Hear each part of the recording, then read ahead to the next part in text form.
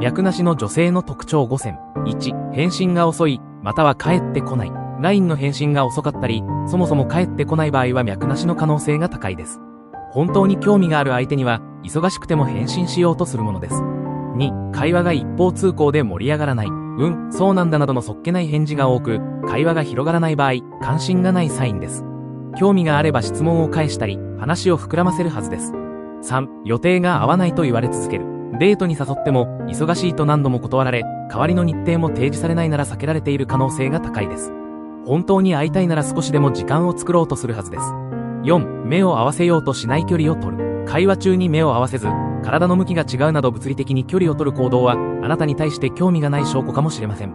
5、恋愛の相談をされる。〇〇くんって優しいよね。私の好きな人もそんな感じだったらななど、恋愛相談をされるのは恋愛対象外の証拠。興味がある相手には他の男性の話はしません。